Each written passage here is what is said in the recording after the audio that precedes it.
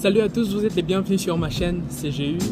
Je suis très heureux de faire une autre vidéo aujourd'hui et nous allons parler d'un sujet assez intéressant. Nous allons parler aujourd'hui paradoxalement de finances.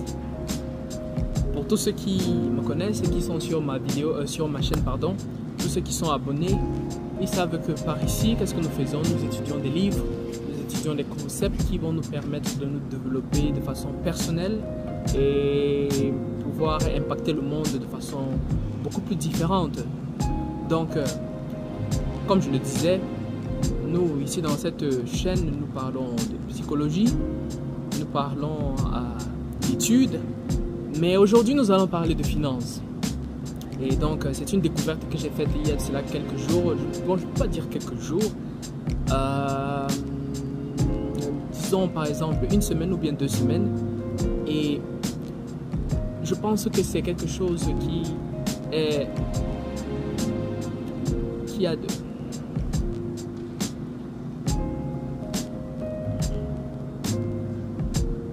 Bonjour à tous, je m'appelle Ella GU, vous êtes les bienvenus sur ma chaîne. Je suis très heureux de pouvoir faire cette vidéo une fois de plus.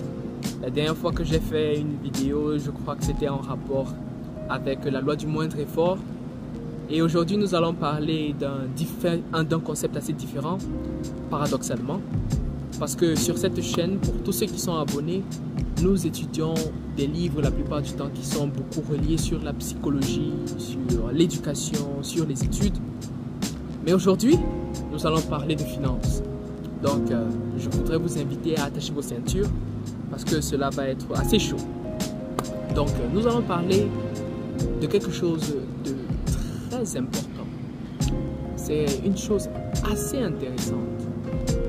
Et c'est quelque chose que j'ai vu qui se répète presque chaque fois dans notre société. Je crois que tous ceux dans cette chaîne, comme moi y compris, nous croyons en la philosophie de la croissance. Growth.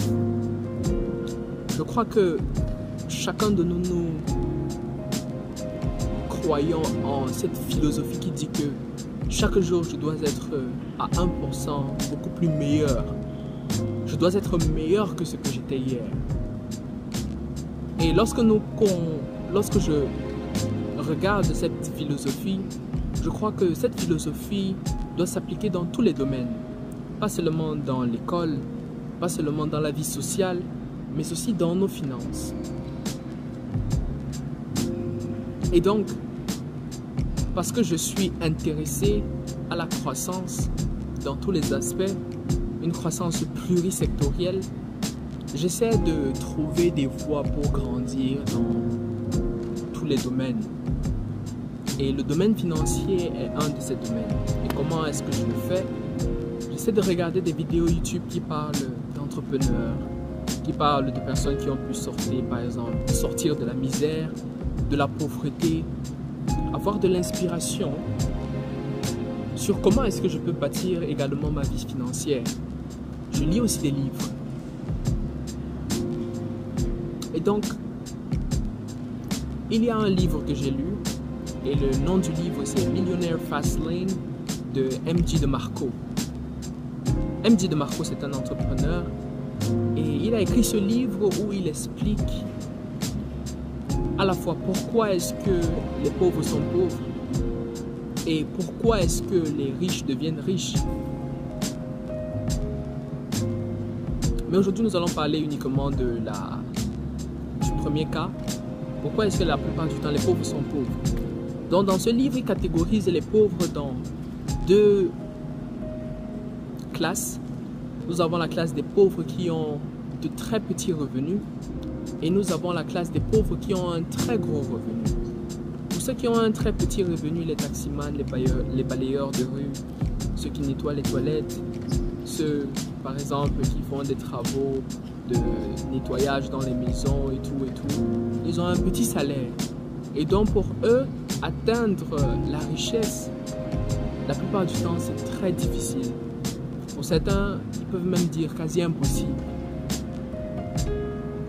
Pour ceux qui sont dans la pauvreté et qui ont des revenus financiers beaucoup plus élevés. Je parle par exemple d'un rappeur qui a obtenu 2 hits ou bien 3 hits l'année dernière et qui s'est vu obtenir des millions lorsqu'il n'avait pas encore d'argent. Donc c'est comme si tu étais un enfant, tu étais habitué à manger du mil chaque jour et un jour on te lance les burgers. Une personne vient avec 100 burgers, il te donne 100 burgers. Et comment est-ce que tu vas faire pour gérer cela?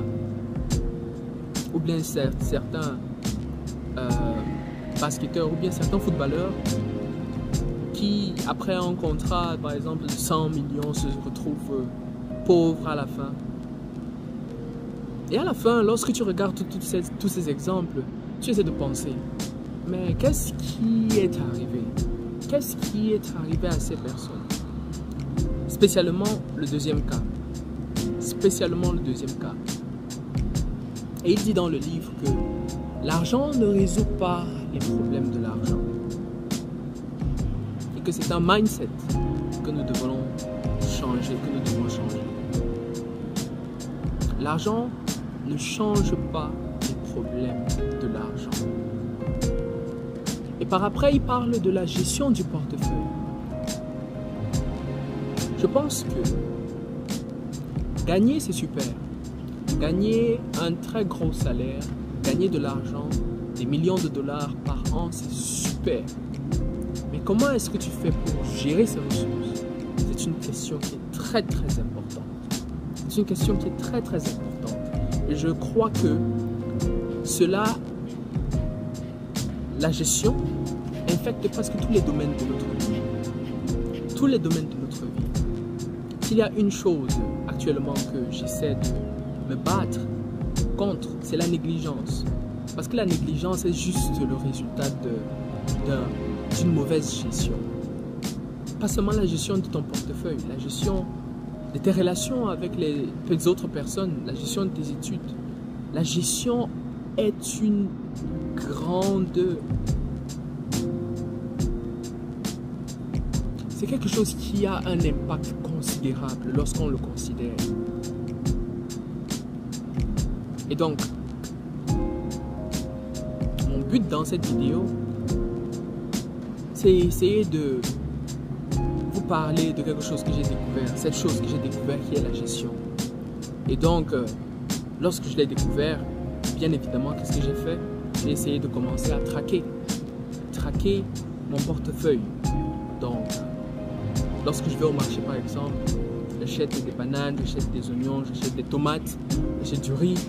Je rentre, qu'est-ce que je fais? Je fais une liste de tout cela, je déduis de l'argent que j'ai et c'est comme ça que je le fais, jour après jour, pour essayer de pouvoir contrôler le montant que j'utilise. Pour essayer de pouvoir le contrôler. Et donc, dans cette vidéo, je vais vous présenter une application. Et c'est cette application-là que j'utilise. Donc, mon but dans cette vidéo, c'est d'essayer de changer les mentalités. Changer ma propre mentalité. Parce que lorsque je vous parle, je me parle également. Nous devons apprendre à gérer nos ressources. Nos ressources financières, nos ressources avec les autres individus. Nous devons les apprendre, nous devons tous apprendre à les gérer. Donc, je vous présente l'application. Salut, je vous reprends. Maintenant, nous allons voir l'application en question. L'application est Wallet. Wallet, c'est le nom de l'application. La voici. Donc, pour ceux qui ne le savent pas, par ici, nous utilisons des VPN, qui sont des Virtual Private Network. Et ils nous permettent de nous connecter, par exemple, à WhatsApp, au service Google, à Facebook, à Instagram, à cause de ce qu'on appelle la censure qui est par ici. Donc, nous sommes dans l'application, en plein dans l'application. Dans l'application, vous pouvez entrer votre cash et le gérer et effectuer un suivi journalier. Oui. Donc, par ici, vous pouvez entrer les détails l'argent que vous avez, account detail, vous pouvez le modifier par ici. Vous pouvez changer la balance initiale. Par exemple, disons, je place 500 yuan. Et lorsqu'il est changé, je viens par exemple par ici. Je modifie les dépenses. Par-ci, il y a un plus. Je mets New Record. Et lorsqu'il y a le New Record, j'ai trois types. J'ai les income, les expenses et le transfert. Les incomes, ce sont les revenus, dont le montant que tu perçois, par exemple, à la fin d'une transaction, si c'est que tu es un opérateur économique. Et nous avons les expenses. Expenses, ce sont les dépenses que tu fais. Par exemple, si tu es parti au supermarché, tu as acheté de dentifrice, du savon et tout, tu peux directement entrer la somme et tu cliques sur la coche d'en haut, et cela va déduire de l'argent que tu as fait entrer. Cela déduit directement. Et en plus de cela, tu peux avoir l'historique de tes différents achats, que tu as eu à faire. Donc, pour faire un suivi, cette application est très intéressante. Tu peux faire le suivi sur 6 mois, le suivi sur 1 an.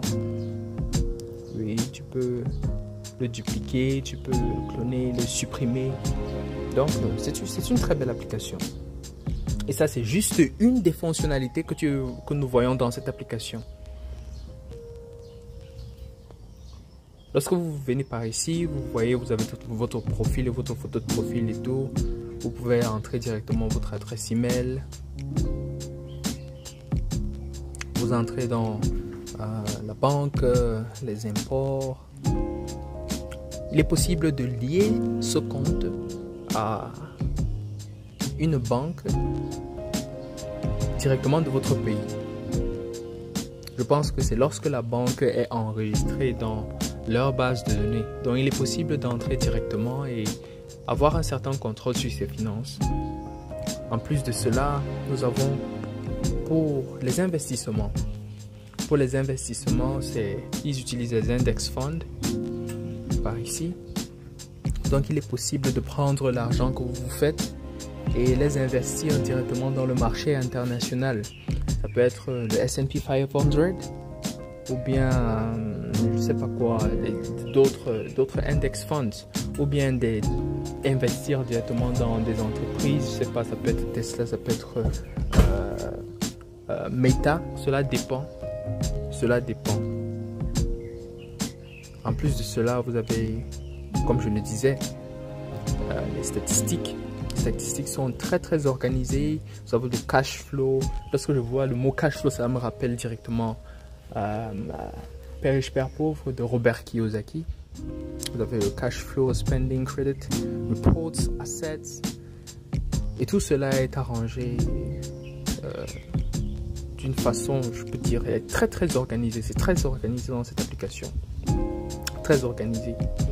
Je peux recommander cette application surtout pour les entrepreneurs et ceux qui veulent réellement avoir un certain contrôle sur leurs finances. Vous avez des budgets et tout. Vous pouvez créer un budget périodique ou bien un budget que vous allez utiliser en une seule fois.